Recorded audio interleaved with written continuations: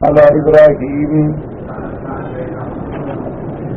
وعلى آل إبراهيم في العالمين إنك حميد مجيد. أعوذ بالله من الشيطان الرجيم. بسم الله الرحمن الرحيم.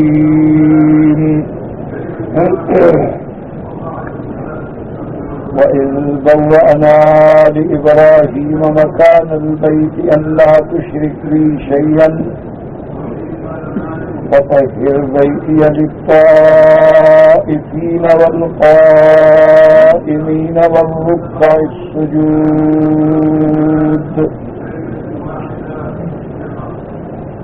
وأذن في الناس بالحج يأتوك رجالا وعلى كل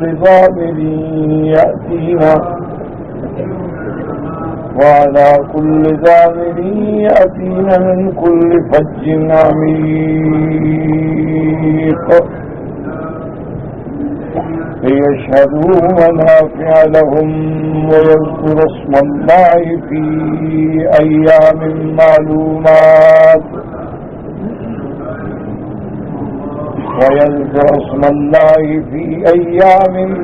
معلومات على ما رزقهم من بهيمة الأنعام فكلوا منها وأطعموا البائس الفقير ثم ليقضوا تفثهم وليوفوا نذورهم وليطوفوا بالبيت العتيق. سورۃ الحج کی ان آیات مبارکہ میں اللہ تبارک و تعالی نے سیدنا ابراہیم علیہ السلام اور اس گھر کی بنا کے بارے میں اور مقصد بنا کے بارے میں ذکر فرمایا ہے. سب سے پہلی بات تو یہ ہے کہ اللہ کا کعبہ اس زمین کے بنانے سے بھی پہلے پانی کے اوپر موجود تھا. اس کا علاقہ یعنی جب آسمان و زمین نہیں تھے تو پانی تھا. پھر اس پانی کو اتنا گاڑھا کر دیا گیا کہ وہ بالکل گوندے ہوئے آٹے کی شکل اختیار کر گیا. تو جب آسمان و زمین نہیں تھے اور پانی تھا تو اسی مقام پہ ایک بلبلے کی طرح علامت موجود تھی کہ یہی اللہ کا گھر ہوگا. اللہ نے آسمان پیدا فرمائے. آسمانوں کی بنا کے بعد پھر زمین کو بچھایا اور اللہ نے جب زمینوں کو حکم دیا تو سب سے پہلے اطاعت کا اقرار و اعتراف اسی جگہ نے کیا جہاں اللہ کا کعبہ ہے.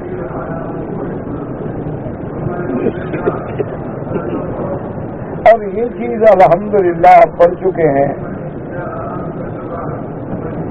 کہ زمین و آسمان کے پیدا کرنے سے بھی 2000 سال قبل 2000 سال قبل جو ہے یہ ہمیں سمجھانے کے لیے ہے. ورنہ نہ آسمان تھے نہ زمین تھی نہ سورج تھا نہ چاند تھا نہ دن تھا نہ رات تھی. یہ ہمیں سمجھانے کے لیے ہے کہ سب سے اول اللہ نے قلم پیدا فرمائی اور اس کو اللہ نے حکم فرمایا کہ اکتب ما کانا وما یکون وما هو کائن الی یوم القیامہ. سب کچھ لکھو. تو آسمانوں اور زمینوں کی پیدائش سے بھی 2000 سال قبل اللہ کے گھر کا فیصلہ ہو گیا. اللہ نے لکھ دیا کہ اسی جگہ اللہ کا گھر ہوگا. اللہ تبارک و تعالی کا گھر یعنی بیت اللہ یا کعبۃ اللہ، یہ نسبت ہے، سمجھ لیں۔ اس کا معنی یہ نہیں ہوتا نعوذ باللہ کہ اللہ اس گھر کے اندر رہتے ہیں، یا واقعی اللہ تعالی کا یہ مقام ہے یا گھر ہے، یہ بات نہیں۔ اللہ کا صفت علو ہے، اور اللہ کا مقام جیسے ان کو زیبا ہے۔ الرحمن علی العرش استوى، اللہ تبارک و تعالی کی ذات پاک جو ہے اس کا استوا عرش پہ ہے، اور استوا معلوم ہے۔ تو یہ ایک نسبت ہے۔ اب دیکھیں نا، ساری مخلوق اللہ کی ہے، سارے بندے اللہ کے بندے ہیں، لیکن جن کو اللہ کہہ دے کہ یہ میرا بندہ ہے تو پھر اس کی شان اونچی ہو جائے۔ جیسے اللہ نے فرمایا وَاذْكُرْ عَبْدَنَا ایوب، اللہ نے فرمایا میرے بندے ایوب کے قصے کو یاد کرو، میرا بندہ۔ تو جب اللہ کسی کو فرما دیں کہ وہ میرا بندہ ہے، ان عبادی اللہ، اللہ کے بندے، ان عبادی میرے بندے، قل یا عبادی الذین اسرفوا، فرما دیجئے کہ میرے بندے۔ تو یہ شان ہے، جیسے اللہ نے حضرت صالح علیہ السلام کو جو معجزے میں اونٹنی عطا فرمائی تھی، فرمایا ناقۃ اللہ۔ اب ساری مخلوق، سارے جانور اللہ کے ہیں، لیکن فرما دیا کہ ناقۃ اللہ ہے، اللہ کی اونٹنی۔ کیوں؟ ایک تو وہ اونٹ سے پیدا بھی ہوئی، اللہ نے اس کو ایک پتھر سے پیدا فرمایا۔ معجزہ صالح علیہ السلام ظاہر فرمایا، اپنی قدرت کاملہ کا اظہار فرمایا، پھر اس کو اپنی ذات کی نسبت عطا فرما دی۔ اسی لیے علماء فرماتے ہیں کہ نسبت جو ہے یہ بہت بڑی چیز۔ اب جن کی نسبت اللہ سے جڑ جائے، یا جن بندوں کی نسبت جو ہے حضور پاک سے جڑ گئی کہ اصحاب رسول اللہ صلی اللہ علیہ وسلم، میرے محمد مدنی کے ساتھ، تو پھر جو ہے نا وہ نسبت کا وزن اتنا بلند ہو جاتا ہے کہ جس کا کوئی مقابلہ نہیں کر سکتا۔ اسی لیے علماء کرام جو ہیں وہ اپنے آپ کو علماء سے، اولیاء اللہ سے جوڑتے ہیں کہ بھئی کسی سے نسبت ہو جائے، تعلق ہو جائے، کہ جیسے اللہ نے اس مقام کو بھی ایک نسبت عطا فرما دی کہ اللہ کا گھر، ورنہ تو ساری زمین کس کی ہے، سارا ملک کس کا ہے، ساری کائنات کس کی ہے۔ اسی طرح تمام چیزوں کے پیدا کرنے والا کون ہے؟ اللہ۔ لیکن فرما دیا آدم کو ہم نے اپنے ہاتھوں سے بنایا، تو اب آدم کی شان بلند ہو گئی، ورنہ تو سب کو اللہ نے بنایا، ساری مخلوق کو اللہ تبارک و تعالی نے پیدا فرمایا۔ اسی لیے حضرت یحییٰ اور حضرت عیسیٰ علیہم السلام دونوں پیغمبر، دونوں شان والے، دونوں عظمت والے، لیکن علماء نے فرمایا کہ دونوں کی کلام میں دیکھیں کہ عیسیٰ علیہ السلام نے جب پیدا ہوئے تو فرمایا تھا کہ والسلام علی یوم ولدت وَيَوْمَ أَمُوتُ وَيَوْمَ أُبْعَثُ حَيًّا، اللہ کے مجھ پہ سلامتی میرے اللہ کی طرف سے جس دن میں پیدا ہوا، جس دن مجھ پہ موت آئے، اور جس دن میں قبروں سے دوبارہ اٹھوں گا۔ تو انہوں نے کہا وَالسَّلَامُ عَلَيَّ، اللہ کی سلامتی مجھ پر۔ اور یحییٰ علیہ السلام کے بارے میں قرآن کہتا ہے وَالسَّلَامُ عَلَيْهِ يَوْمَ وُلِدَ، وَيَوْمَ يَمُوتُ وَيَوْمَ يُبْعَثُ حَيًّا. اللہ کی سلامتی یحییٰ پر. ایک ہے کہ پیغمبر گئے مجھ پہ اللہ، ایک ہے اللہ فرمائے کہ میری سلامتی ہے آپ پر. اس طرح پھر ان چیزوں کے مقام کا اور عظمتوں کا پتہ چلتا ہے. اسی لیے اب آپ دیکھ لیں کہ بڑی محنتیں، بڑی عبادتیں، بڑی ریاضتیں، بڑا زہد، بڑا تقوی، بڑی بندگی کے بعد بندہ مقام ولایت پہ پہنچتا ہے. یہ نہیں ہوتا کہ ہر آدمی بن جائے، جو بھی سر منڈوا لے وہ کلندر کہلائے، جو بھی پھونک مار لے وہ مسیحا بن جائے. یوں نہیں ہوتا. اس کے لیے بڑی محنتیں کرنی پڑتی ہیں. جیسے کہ کسی نے مثال میں سمجھایا ہے کہ مہندی جو ہے نا وہ جتنی پتھر پہ گھستی ہے اس کے بعد اس کا رنگ نکلتا ہے. اس کو جتنا آپ پیسیں گے اور پیسیں گے اور پیسیں گے، اور اسی لیے ہزاروں سال نرگس اپنی بے نوری پہ روتی ہے. یعنی ہزاروں سال بیت جاتے ہیں. تو اسی طرح ہنا بھی اس کو رگڑا جاتا ہے. اسی طرح اللہ کے بندے بھی جب ریاضت کے، عبادت کے، زہد کے، تقوی کے امتحانوں سے گزرتے ہیں اور پھر جا کے کہیں ان کو وہ مقام ملتا ہے کہ اب یہ میرے دوست. اور چھوٹی سی بات پہ امتحان بھی آ جاتا ہے. اسی لیے یاد رکھیں کہ وہ نسبت ہو جاتی. اب دیکھیں کہ اولیاء اللہ کا بڑا مقام ہے، لیکن صحابی کے مقابلے پر یعنی ساری دنیا کے اولیاء ایک صحابی کا مقابلہ نہیں کر سکتے. وجہ کیا ہے کہ اس نے صاحب رسول اللہ صلی اللہ علیہ وسلم، اس کو میرے مدنی پاک کی صحبت نصیب ہو گئی. وہ ایک ایمان کی نظر جو ہے نا محمد مدنی کے چہرے پہ، اس کا کوئی مقابلہ نہیں. صلی اللہ علیہ وآلہ آلہ واصحابہ وسلم تسلیما کثیرا کثیرا. اس لیے صحابہ حیران ہوتے تھے کہ ایک صحابی جب شہید ہو گئے، حضور نے قبر میں اپنے ہاتھ سے اتارا تو صحابہ کھڑے کھڑے تمنا کر رہے ہیں، کہتے ہیں کاش یہ میری قبر ہوتی اور آج مجھے حضور اپنے ہاتھوں سے اتارا. اس لیے یہ نسبت جو ہے نا یہ بڑی اونچی چیز ہوتی ہے. اور لیکن شرط یہ ہے کہ نفع تب دے گی جب ایمان ہوگا، ورنہ ابھی لہب کو بھی تو نسبت ہے، حضور کا چچا ہے. اتبا، اتیبا، شیبا، ربیہ، اسی طرح کوئی نہ کوئی رشتہ حضور کے ساتھ ہے، کیونکہ یہ سارے قبائل جو ہیں قریش کے ہیں، آگے ہیں. یعنی اصل قبیلہ جو ہے وہ قریش ہے، پھر قریش کی شاخیں ہیں کہ حضور بنی ہاشم میں آ گئے، اور بھی قبیلے بنتے گئے، لیکن اصل تو قریش ہے.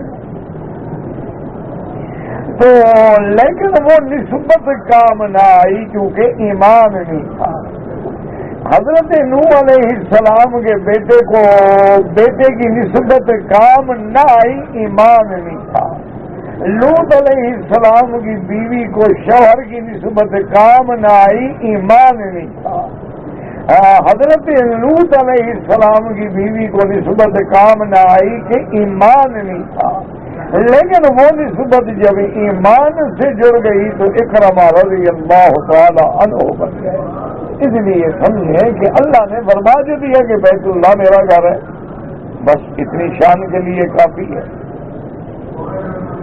اب اس کے بعد اللہ نے کعبۃ اللہ کو جب زمین بچھا دی گئی تو سب سے پہلے پھر ملائکہ نے اللہ کے حکم سے یہ گھر بنایا. اس کے بعد اللہ تبارک و تعالیٰ نے پھر سیدنا آدم علیہ السلام کے زمانے میں اللہ کا گھر بنا. آدم علیہ السلام کے بعد پھر سیدنا ادریس علیہ السلام کے زمانے میں اللہ کا گھر بنا. لیکن اللہ تبارک و تعالیٰ نے بنائے ملائکہ، بنائے آدم، بنائے ادریس، کسی کا بھی قرآن میں ذکر نہیں فرمایا، صرف بنا ابراہیم کا ذکر فرمایا۔ یہ بات ہمیشہ یاد ہے۔ کیوں یہ ضروری نہیں ہوتا کہ قرآن تاریخ کی کتاب تو نہیں ہے کہ کعبۃ اللہ کی تاریخ بیان کرے کہ پہلے کب بنا تھا، پھر کب بنا تھا، پھر کب بنا تھا، تاریخ کیا تھی، دن کیا تھا، اور پہلے جب بنا تھا کتنا خرچہ ہوا تھا، بعد میں بنا کتنا خرچہ ہوا۔ کتاب تاریخ تھوڑا ہے، قصہ تھوڑا ہے۔ اللہ کا قرآن تو ہدایتوں کے لیے آیا ہے، اللہ کا قرآن تو ہمارے دلوں کی اصلاح کے لیے آیا ہے۔ وہ تو ایک واقعے کو اتنا بیان فرماتے ہیں جتنا ہماری رہنمائی کے لیے، ہدایت کے لیے ضروری ہوتا ہے۔ اس لیے اللہ تبارک و تعالیٰ نے سیدنا ابراہیم علیہ السلام کی بنا کا ذکر فرمایا۔ اس کی وجوہات بھی علماء نے لکھی ہیں کہ وجہ یہ ہے کہ ابراہیم علیہ السلام کے ماننے والے بھی موجود تھے، اور میرے محبوب جو ہیں وہ بھی ملت ابراہیم تھے۔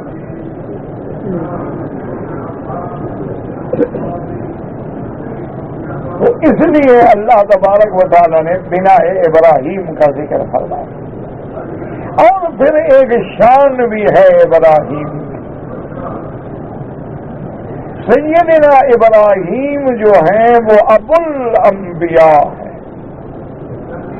اللہ نے ان کے نسب میں، ان کی ذریت میں بڑے نبی پیدا فرمائے۔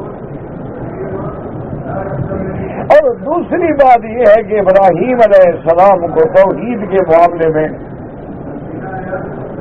اپنی قوم سے مقابلے کے معاملے میں جو قربانیاں اور امتحان دینے پڑے، اللہ نے شان اونچا کر دیا۔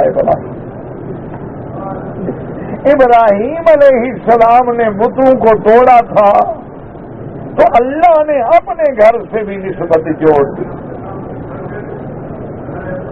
تو اس لیے بنا ابراہیم علیہ السلام کا ذکر ہے۔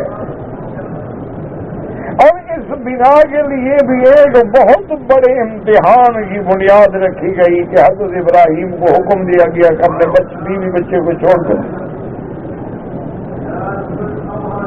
تو یہ گھر ابراہیم سے پہلے بھی موجود تھا، یاد ہے۔ اور اس طرح جو آج ہمارے دشمنان اسلام، عیسائیت ہو، یہودیت ہو، یا سنویت ہو، یا بدھ مت ہو، یا ہندو ازم ہو، وہ جو یہ باتیں کرتے ہیں یہ بالکل سطحی اور بغض سے نکلی ہوئی باتیں ہیں۔ اور جی کعبہ عربوں کا ہے اور نبی بھی صرف عربوں کے ہیں، قرآن بھی عربی ہے اور عربوں کے لیے ہے، باقی دنیا سے کیا تعلق؟ تو یہ باتیں جو ہے نا، یاد رکھیں، یہ محض بغض ہے، عناد ہے۔ کہ جب دلوں میں عناد پیدا ہو جاتا ہے نا، پھر اس قسم کے آدمی خیالات، توہمات، تشکیکات پیدا کر کے مسلمانوں کے ذہن کو الجھاتے۔ اب آپ دیکھیں کہ ابراہیم علیہ السلام جب بچے چھوڑنے آ رہے ہیں تو اللہ کے قرآن نے بتایا ہے کہ حضرت ابراہیم نے دعا کہ ربنا انی اسکنت من ذریتی بواد غیر ذی زرع عند بیتک المحرم۔ میرا رب، میں اپنے بیوی بچوں کو ایک غیر آباد وادی میں چھوڑ کے جا رہا ہوں، لیکن کہاں؟ عند بیتک المحرم، تیرے حرمت والے گھر کے قریب۔ تو مانا گھر تو پہلے تھا نا، ورنہ ابراہیم علیہ السلام عند بیتک المحرم کا ذکر کیوں فرماتے؟ تو یہ گھر تو ابراہیم علیہ السلام سے بھی پہلے کا ہے۔ اگر یہ گھر صرف حضور کے ماننے والوں کے لیے ہے تو انبیاء تو طواف نہ کرتے۔ سیدنا موسیٰ علیہ السلام، عیسیٰ علیہ السلام تو طواف نہ کرتے اس گھر کا۔ حالانکہ اللہ کے ہر نبی نے طواف کیا ہے، اور اس گھر کا انسانوں میں پہلا حج کرنے والے حضرت آدم ہیں۔ تو اب حضرت آدم کے بارے میں آپ کیا کہیں گے کہ وہ بھی صرف عربی تھے؟ اور دوسری بات یہ یاد رکھیں کہ اگر کعبہ بنا دینا یہ ایک تخیل ہے یا انسانی کاوش کا نام ہے، تو ابرہا نے بھی تو یمن میں کعبہ بنایا تھا نا، شداد نے بھی تو اپنی جنت بنائی تھی نا، فرعون مصر نے بھی تو بڑے بڑے احرام بنائے تھے، سیدنا سلیمان علیہ السلام نے بھی تو مسجد اقصی بنائی۔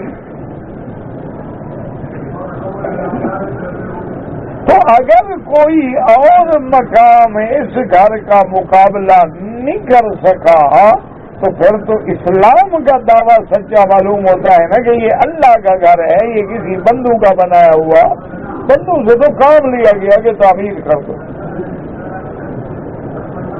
ابرہا نے جب کعبہ بنایا تھا تو اس کا مقصد بھی تھا، اس نے کہا دیکھو بھائی یہ مکے میں ایک گھر ہے اور ساری دنیا پھرتی ہے، طواف کرتی ہے، حج کرتی ہے، مکے والوں کو عزت ملتی ہے، شان ملتی ہے، اس کا توڑ یہ ہے کہ ہم اپنا کعبہ بنا دیں۔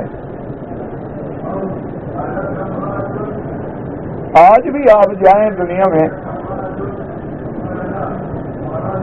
بڑے بڑے مندر ہیں، یونان میں جائیں، اسی طرح آپ بنارس میں جائیں، آپ اور دنیا کے ملکوں میں جائیں، بڑے بڑے مندر بنائے گئے، گرجے بنائے گئے، کلیسا بنائے گئے، لیکن کیا آپ یہ بتلا سکتے ہیں کہ دنیا میں کوئی ایک ایسا گرجا ہے کہ جس کو حضرت عیسیٰ علیہ السلام نے فرمایا ہو کہ یہ اللہ کا گھر ہے؟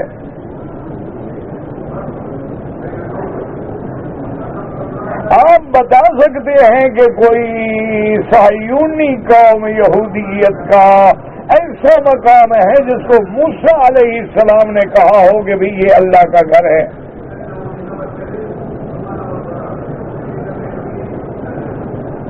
اسی طرح آپ دیکھیں گے ہندوؤں کے بڑے بڑے مندر ہیں بنارس میں اور مقامات پہ، لیکن یہ تو نہیں، ایک نہیں، دو نہیں، سینکڑوں ہزاروں کی تعداد میں ہیں۔ وہ اپنے کسی وید میں، اپنی کسی کتاب میں کیا یہ ثابت کر سکتے ہیں کہ اس مندر کی بنیاد جو ہے اللہ کے حکم پہ رکھی گئی ہے؟ ایک تو ہے نا اندھی عقیدت، جیسے ان کے ہاں گنگا کا پانی جو ہے نا جی وہ ایک بڑا مقدس پانی ہے، ان کا ایک عقیدہ ہے گنگا کے دریا کے کنارے پہ ان کے مرکز بنے ہوتے ہیں جہاں وہ مردوں کو جلاتے ہیں، ان کا عقیدہ ہے کہ اگر مردے کو وہاں جلایا جائے اور جلانے کے بعد اس کی راکھ جو ہے وہ گنگا میں بہا دی جائے تو بس وہ گناہوں سے پاک ہو گیا، پوتر ہو گیا، وہ چلا گیا جنت گیا سیدھا، ان کا عقیدہ ہے۔ بڑے بڑے لوگ جو ہیں وہ مرنے سے پہلے وہاں آ جاتے ہیں تاکہ بھی ہم گنگا میں بہائے جائیں، غریب جو ہیں ان کو تو کہیں بھی جلا دیا جاتا ہے، پھر ان کی راکھ جو ہے تھوڑی سی لے آتے ہیں، وہ بھی گنگا میں بہا دیتے ہیں ان کے بارے سے۔ اچھا، گنگا کا پانی ان کے نزدیک اتنا پوتر ہے، اتنا پاک ہے، اتنا متبرک ہے کہ وہ بوتلوں میں بند کر کر کے جیسے آپ زمزم بانٹتے ہیں نا وہ گنگا کا پانی بانٹتے ہیں، لیکن آپ بغیر کسی تعصب کے، بغیر کسی اعتراض کے، جو لوگ انڈیا رہتے ہیں یا گئے ہیں یا دیکھا ہے، ایمان سے کہیں وہ بتلائیں کہ اس وقت جو گندگی اور جو غلاظت گنگا کے پانی میں ہے اور کہیں انہوں نے دیکھی ہے؟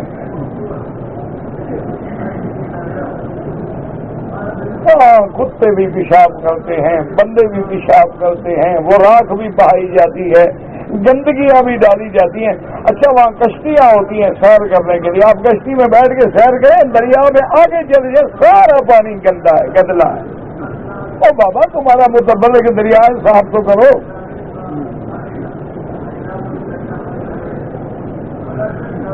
کم از کم پانی کو صاف تو کرو. آج کل تو دنیا بڑی ترقی کر گئی ہے, سمندر صاف ہوتے ہیں, پانی صاف ہوتے ہیں, آلودگی نکالی جاتی ہے. وجہ کیا ہے کہ ان کو پاک کرنے کے ہم دعوے دار ہیں, کوئی دلیل نہیں ملتی. زمزم کے لیے تاریخ ہے. اللہ کے قرآن میں ابراہیم کے بچوں کا آنا ذکر موجود ہے. پھر زمزم کے لیے بی بی ام اسماعیل کا دوڑنا موجود ہے. زمزم کا نکلنا ابھرنا موجود ہے.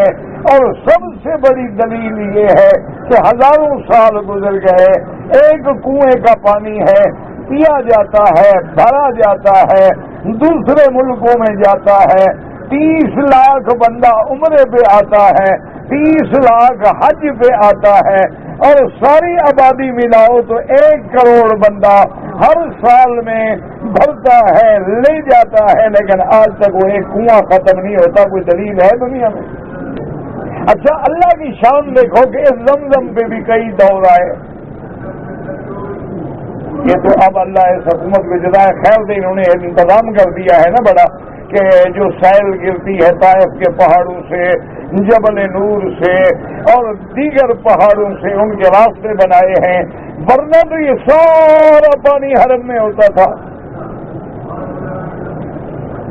ہم جب قرآن شریف یاد کرتے تھے, تیر کے طواف تو ہم نے بھی کیے ہیں.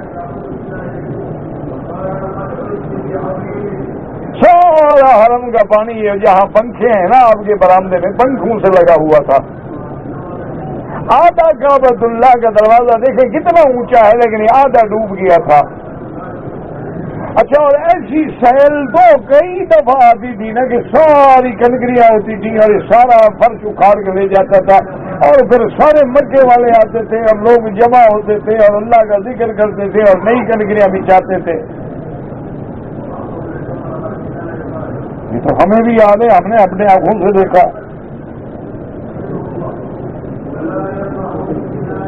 تو اب جناب یہ دور جو ہے عبد المطلب کے زمانے میں بھی آیا کہ ایسی سیل آئی کہ چشمہ جو ہے زمزم کا, یہ کنواں بھی بھر گیا, اور پیچھے سے جہاں سے چشمہ آ رہا تھا اس کا رخ بدل گیا, زمزم گم ہو گیا.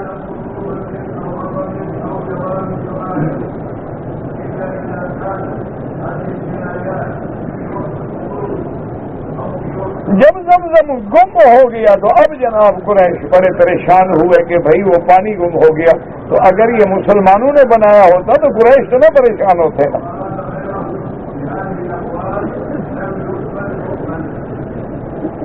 بڑے گھبرائے, بڑے پریشان ہوئے.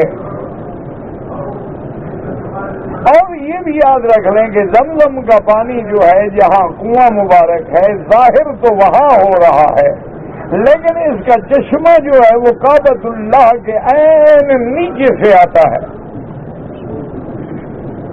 اور ایک چشمہ جو ہے وہ جبل ابی قبیس کی طرف سے آتا ہے. یہ دونوں وہاں جا کے ملتے ہیں اور اس کے بعد وہاں پانی ابلتا ہے اور ظاہر ہوتا ہے.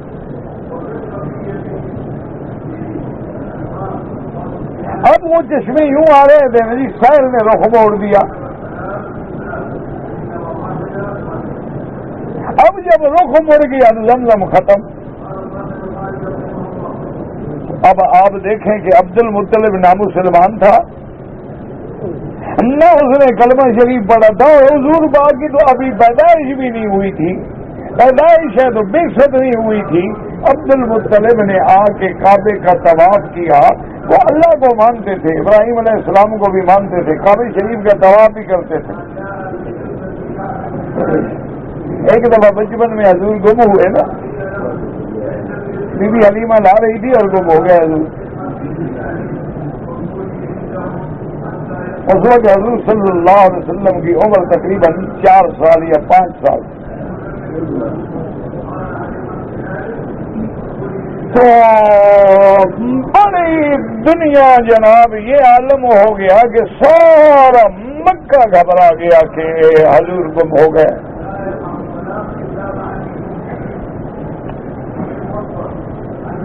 تو عبد المطلب نے پتہ کیا کیا؟ غسل کیا، کپڑے پہنے اور آ کے کعبۃ اللہ کا طواف. کعبۃ اللہ کا طواف کرنے کے بعد ملتزم پہ آیا اور وہاں کھڑے ہو کے اس کا وہ مشہور قصیدہ ہے کہ یا رب رد ولدی محمدا، کہ میرا اللہ میرا بیٹا محمد مجھے لوٹا. اور اسی میں وہ کہتا ہے کہ میرا مولا اگر تو نے میرا بیٹا محمد نہ لوٹایا شمل قومی تبدتا، میری قوم تباہ ہو جائے. اور دیکھیں حضور تو 4 سال کی عمر ہے. اللہ اکبر. طواف کرنے کے بعد اس نے منت مانی. اس نے کہا اللہ میاں زمزم گم ہو گیا ہے، اگر زمزم مل جائے اور ملے بھی مجھے، ڈھونڈنے کے لیے تو سارے قریش ڈھونڈ رہے تھے نا، مجھے اگر مل جائے تو میں اپنا ایک بیٹا جو ہے تیرے نام پہ ذبح کروں گا. یہ پرانی رسمیں ہیں کافروں میں. آج بھی ہندو جو ہے نا جی وہ بتوں کے چرنوں میں انسانوں کو ذبح کرتے ہیں، بلیدان بھیٹ چڑھایا جاتا ہے انسان. یعنی ان کے خدا اتنا خون خوار ہیں کہ بندوں کا خون پی کے خوش ہوتے ہیں. ایسا خدا آپ نے سنا ہے کبھی جو بندوں کا خون پیتا ہو؟ خدا نہ ہوا، آدم خور ہوا. لیکن عقیدہ ہے، جاہلوں کا عقیدہ ہے جو مرضی ہے. ہمارے مسلمانوں کا آپ نے نہیں دیکھا ہے، ہم نے خود دیکھا ہے.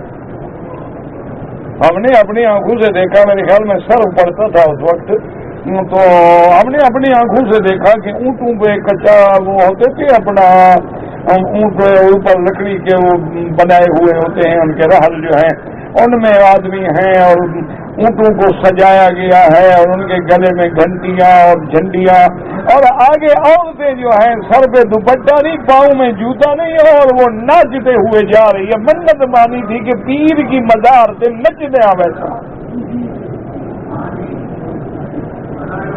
اور بڑا مشہور ہے ان کے قوالوں میں کہ مینو نچ کے یار مناون دے، مینو کنجری بننا آر نہ کوئی. انا للہ و انا الیہ راجعون. دعا کرو. یہ مسلمانوں کی بات میں کہہ رہا ہوں، کافروں کی نہیں. آج بھی ہمارے سندھ میں لوگ ہیں جو ماشاءاللہ آتے ہیں ملتان. اب سندھ اور ملتان کا فاصلہ دیکھیں، بغیر جوتے کے چلیں گے. وہ پیر بہاول حق کی زیارت کے لیے آتے ہیں. اچھا پیروں نے بھی وہ ایسی تقسیم کی ہے ماشاءاللہ. سندھ والے پنجاب کے مرید ہوتے ہیں، پنجاب والے سندھ کے مرید ہوتے ہیں. اپنے علاقے کے پیر کو کوئی نہیں مانتا.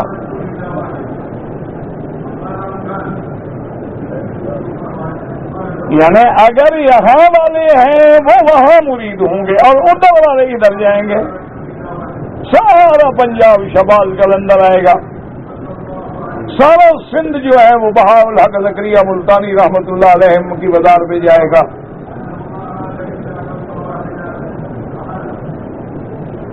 بہرحال یہ مسلمانوں کا حال ہے. لیکن عبد المطلب نے بھی منت مان لی کہ میں اپنا بیٹا دوں گا. اندازہ کریں کوئی آدمی اپنے بیٹے کو ذبح کرتا ہے اور پاگل ہو جائے تو الگ بات ہے.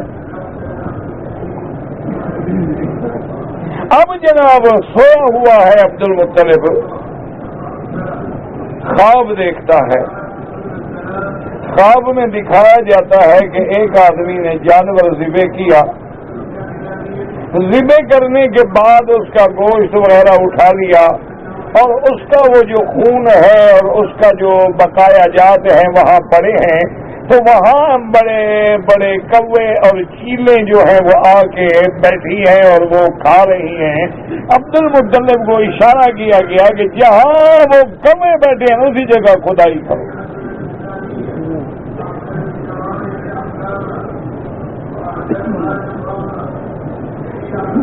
اچھا خدا کی قدرت ہے. عبد المطلب جب صبح کو بیدار ہوئے دیکھا کہ ہاں ایک جگہ جانور ذبح ہو رہا ہے. وہ آتے تھے نا بتوں پہ چڑھانے کے لیے جانور ذبح کرتے تھے جیسے آج مسلمان بھی کرتے ہیں ماشاءاللہ. بلکہ ہمارے اپنے علاقے میں ایک پیر تھا, اس کی مزار تھی. وہاں ہفتے میں ہر سوموار کے دن علاقے سے جو بڑے بڑے قیمتی جانور ہوتے ہیں نا, بڑے بڑے دھنی کے بیل اور نیلی کی بھینسیں اور جناب ریڈ بلڈ جو ہماری منٹ کمری بریڈ کی گائیں, تو یہ جانور جو اچھے ہوتے ہیں نا بڑے قیمتی بڑے خوبصورت جانور ہوتے ہیں, تو وہ لے آتے ہیں اور بازار پہ طواف کراتے ہیں. وہ کہتے ہیں جی قبر کا طواف نہ کرائیں جانور مر جائیں گے. وہ پیر جانوروں کا ہے, بندوں کا نہیں ہے. پیر مختلف ہوتے ہیں نا, کوے والی سرکار, بلیوں والی سرکار. اچھا انڈیا میں ابھی بھی وہ مزار موجود ہے جہاں سال میں باقاعدہ 3 دن کا وہاں عرس ہوتا ہے. ساری دنیا کے سانپ وہاں اکٹھے ہوتے ہیں. وہ کہتے ہیں سانپوں والی سرکار ہے.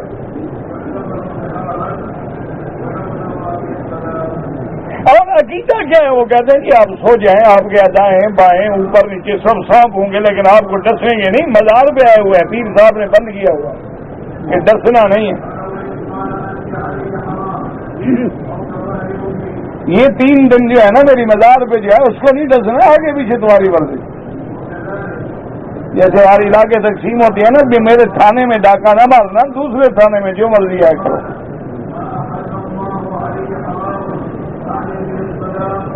عجیب پیری مریدی ہے. اب کیا کریں, آپ بات کریں, وہاں بھی ہیں.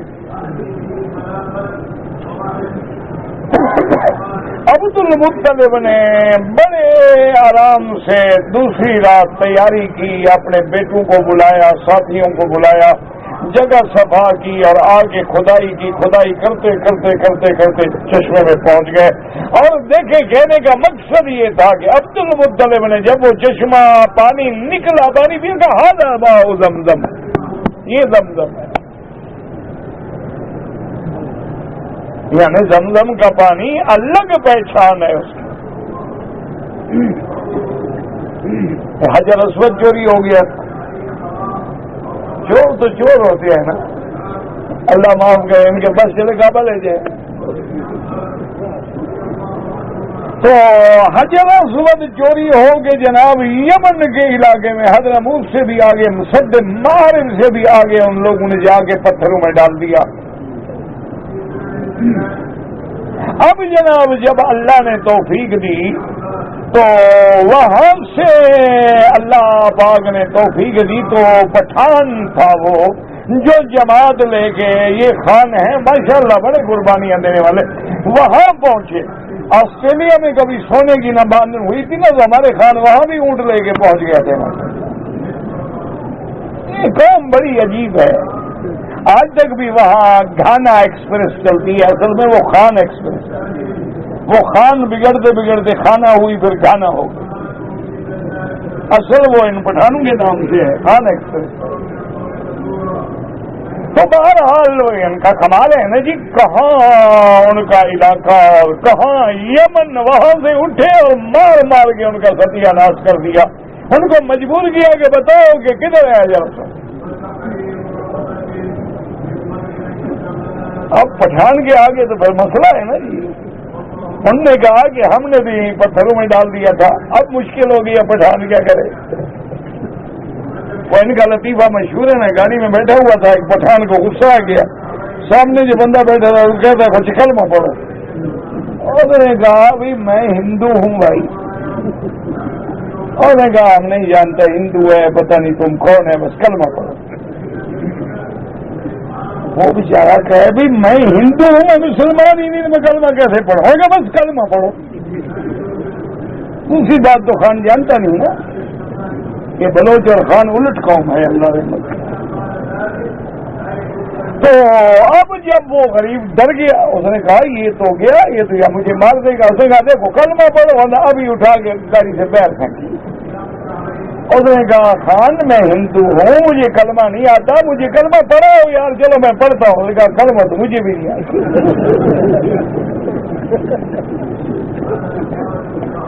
چلو پڑھو، کیا پڑھو بھائی، یہ ہماری قوم ہے ایسی والا۔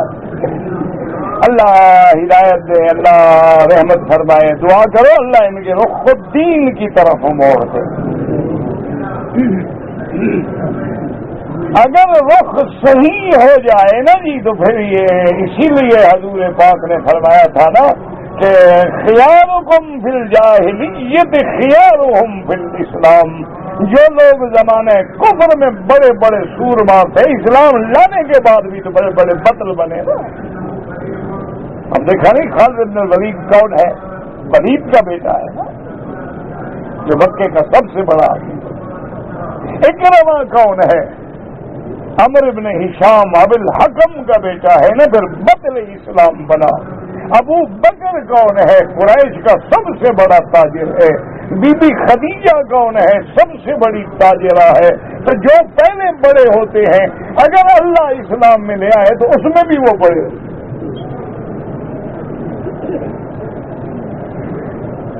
تو اب جناب مسئلہ پیدا ہو گیا کہ انہوں نے کہا کہ جی ہم نے تو ان پتھروں میں حجر اسود ڈال دیا تھا، اب وہ خان بھی نہیں جانتے کیسے تھے۔ انہوں نے کہا اچھا ایسا کرو قریش کو بلاؤ، مکے والوں کو پکڑو۔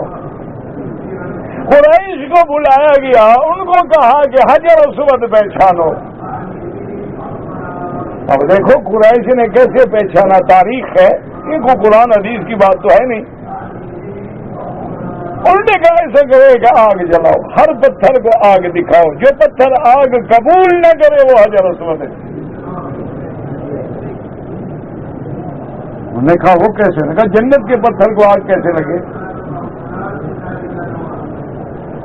تو ایک ایک پتھر کو دیکھتے گئے، اب کتنے دن لگے ہوں گے، اور حجر اسود لے آئے ماشاءاللہ۔ تو اسی لیے عبد المطلب نے جب پانی پیا تو کہا ھذا ماء زمزم، یہ زمزم ہے۔ اور آج بھی الحمدللہ ثم الحمدللہ جن لوگوں کو زمزم کے ذائقے کا پتہ ہے، لاکھ پانی سامنے پیش کرے ہو کہے گا نہیں یہ زمزم۔ میرے کہنے کا مقصد یہ تھا کہ یہ مسلمانوں نے نہیں بنایا، نہ یہ گھر عربوں نے بنایا ہے، نہ یہ زمزم عربوں نے بنایا ہے، یہ اللہ کا فیصلہ ہے۔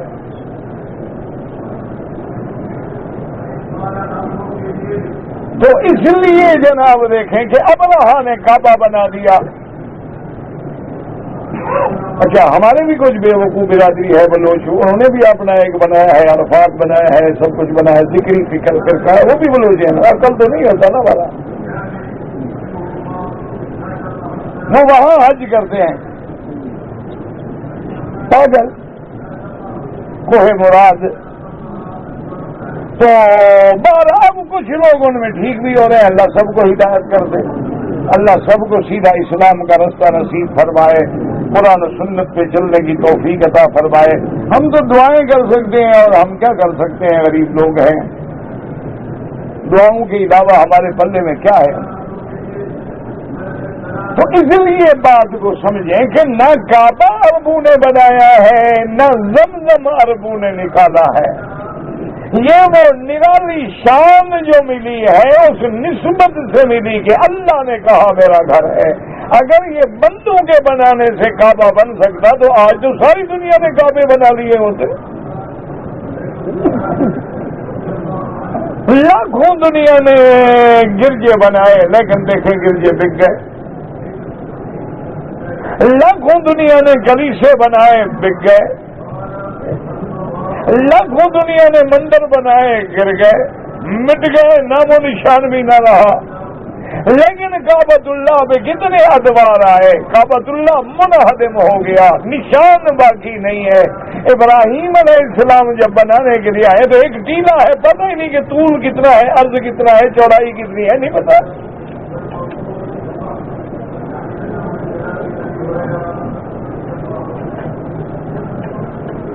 اس لیے اللہ نے اس مقام پہ فرمایا کہ وَإِذْ بَوَّأْنَا لِإِبْرَاهِيمَ مَكَانَ الْبَيْتِ، کہ ہم نے ہدایت کی، ہم نے دکھلایا، ہم نے سمجھایا ابراہیم علیہ السلام کو وہ جگہ جو اللہ کا گھر ہے۔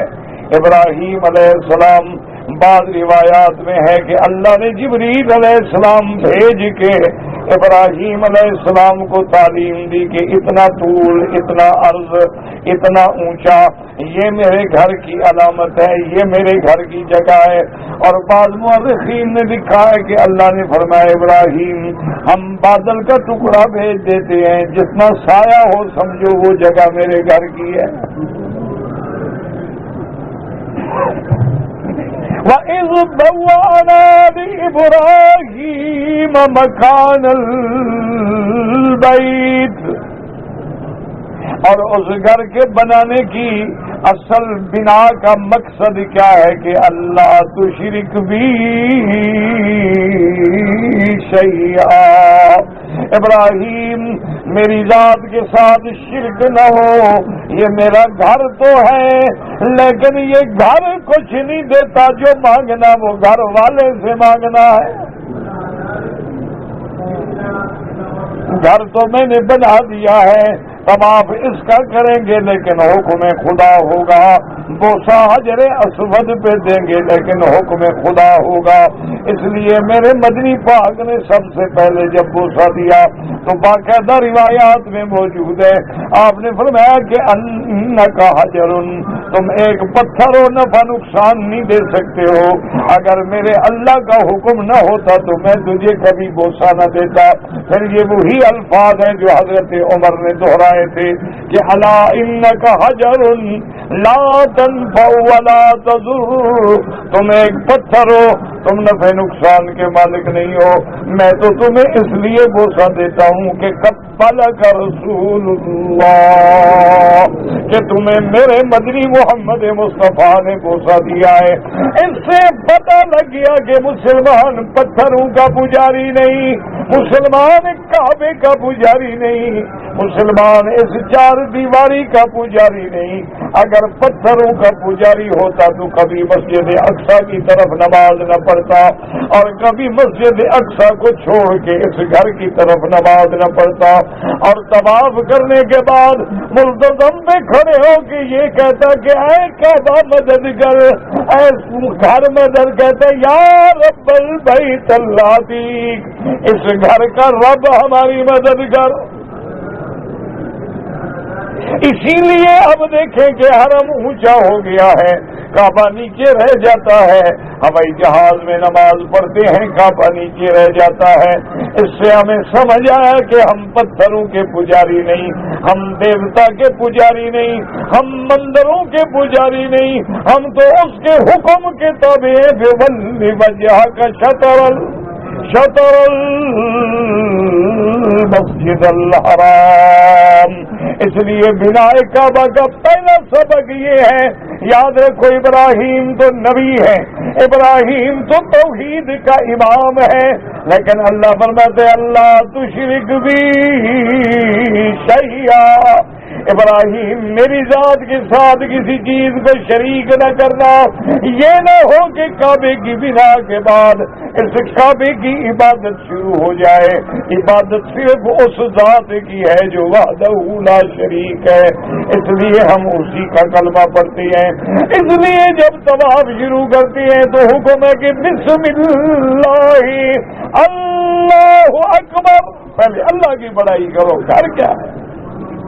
اس گھر کو تو اللہ نے کہہ دیا کہ میرا گھر ہے، اس لیے ہم عزت کر رہے ہیں۔ اور فرمایا وَطَهِّرْ بَيْتِيَ لِلطَّائِفِينَ،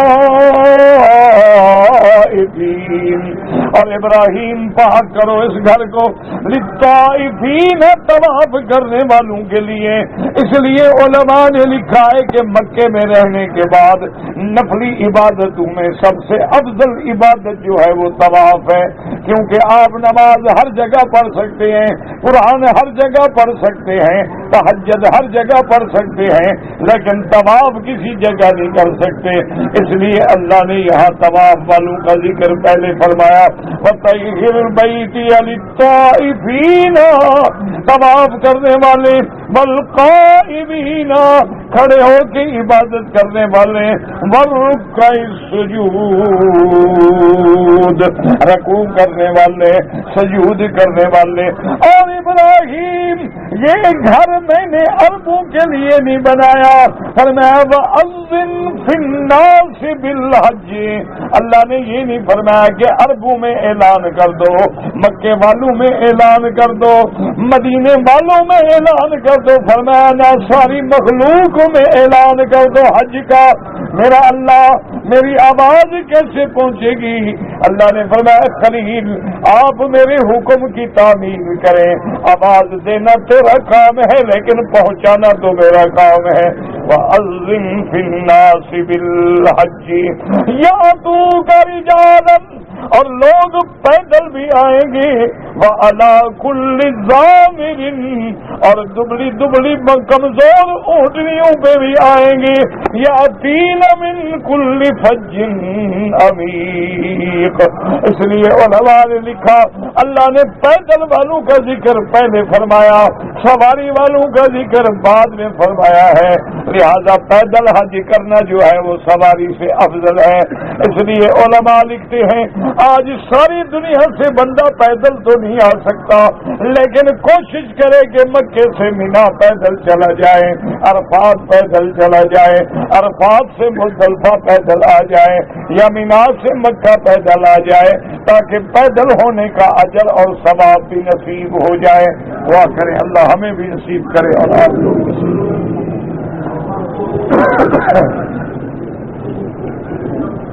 یا اللہ رحمت فرما، دعا کیا کریں، بیماریاں تکلیفیں سب اللہ دور فرمائے۔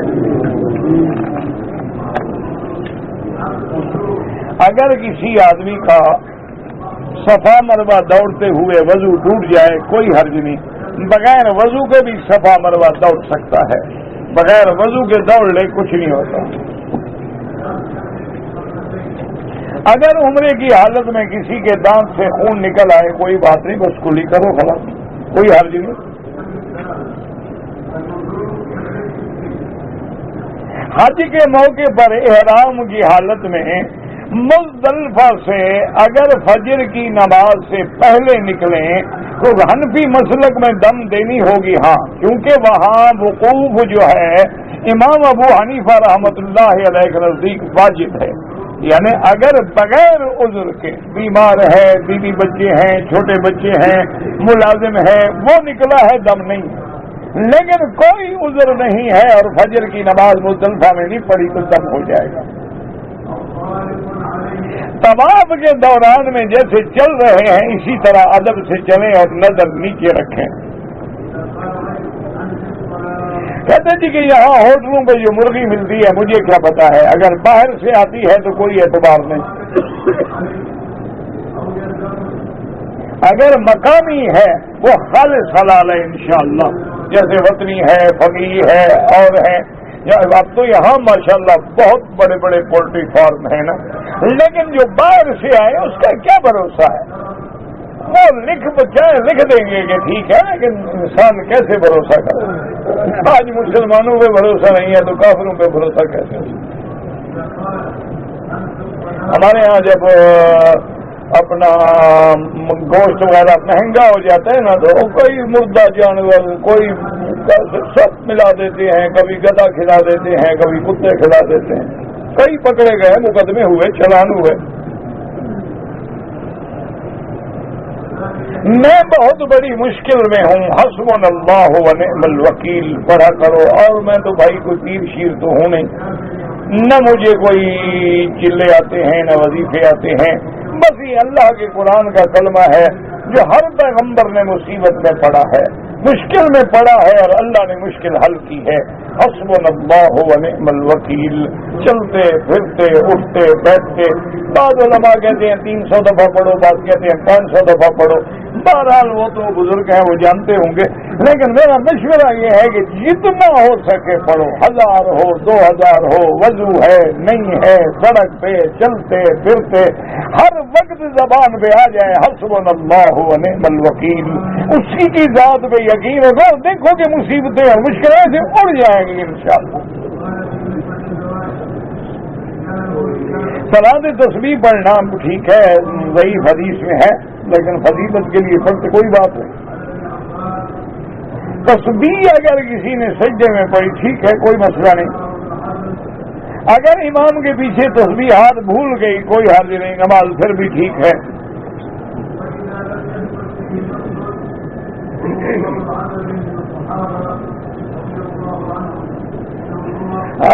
حضرت نور الدین گہر پوری بنگلہ دیش میں فوت ہو گئے، اللہ ان کی مغفرت فرمائے، اور اللہ ان کے درجات، بہت بڑے عالم تھے، بہت بڑے محدث تھے، ساری زندگی انہوں نے حدیث کا درس دیا ہے، اور اللہ پاک ان کے درجات بلند فرمائے۔ دعا کریں جتنے علماء فوت ہو گئے، جتنے ہمارے اقارب ارحام، رشتہ دار، عزیز، جاننے والے نہ جاننے، اللہ سب کی قبروں کو باغ جنت بنا دے۔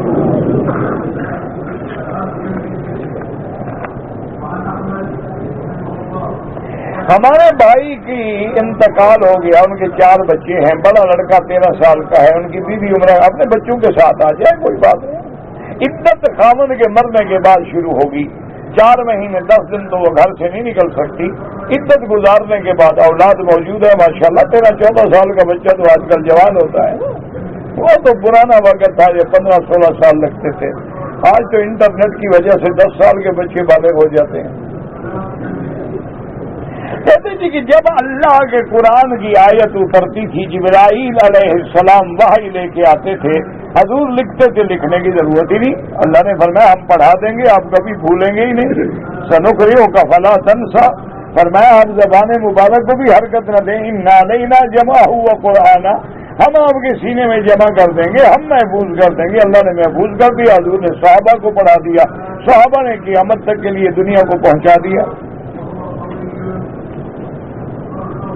اگر ایک آدمی نے عصر کے بعد طواف کیا، نفل نہیں پڑھے، پھر دوسرا طواف کیا، تیسرا کیا، مغرب کے بعد سب کی 2-2 رکعت پڑھ دے، بس۔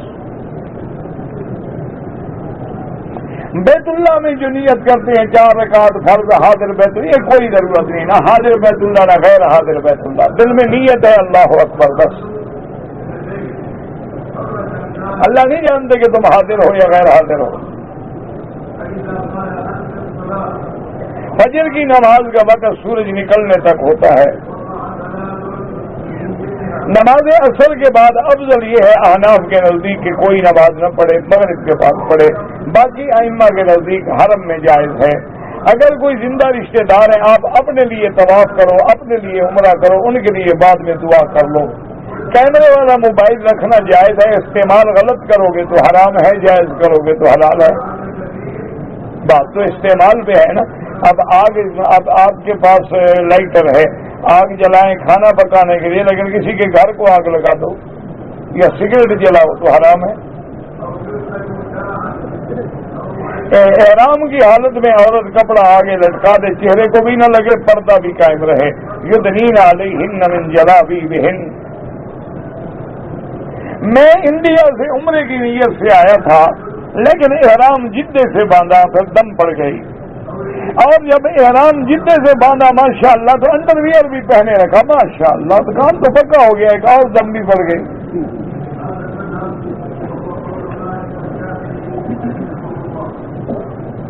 حافظ نور الدین صاحب بھی بنگلہ دیش میں فوت ہو گئے، اللہ مغفرت فرمائے، اللہ درجات بلند فرمائے۔ جب اللہ سے دعا مانگیں تو سیدھا اللہ سے مانگیں، ربنا آتنا، ربنا ظلمنا، ربنا اغفر لنا۔ اگر مزارات میں زیارت کے لیے جائے بالکل جائے، حضور نے فرمایا قبروں کی زیارت کیا کرو تاکہ تمہیں اپنی قبر یاد آئے، آخرت یاد آئے۔ مانا یہ ہے جاؤ دعا کرو، ان کے لیے دعا کرو، ان سے دعا نہ کرو۔ کہتے جی کہ بارش کے پانی سے جو لوگ برنالے کے نیچے کھڑے ہوتے ہیں، یہ غلط بات ہے۔ اصل تو سارا پانی اللہ کی طرف سے آ رہا ہے، مبارک ہے، عرب میں کہیں بھی کھڑے ہو پانی آ رہا ہے، مبارک انزلنا من السماء ماء مبارک۔ اور کئی لوگ گرتے ہیں، حادثے ہو جاتے ہیں، اللہ معاف کرے۔ ہم پتہ نہیں کیا ہے، آیا ہے 10 سال زیادہ ہو گیا، جانا مشکل ہو گیا، بس حسبنا اللہ پڑھو بھائی۔ یہ کہتے ہیں کہ بعض جماعتوں میں 3 دن لگاتے ہیں، 4 دن لگاتے ہیں، نہ لگاؤ، بات ختم۔ اگر آپ کو کوئی اعتراض ہے تو اگر آدمی ایک سفر میں 2 عمرے کرے کوئی حرج نہیں۔ اگر کوئی آدمی اللہ کے نام کے ذکر کرتا ہے، حدیث میں آتا ہے کہ اس وقت تک قیامت قائم نہیں ہوگی حتی لا یقال فی اللفظ اللہ اللہ اللہ۔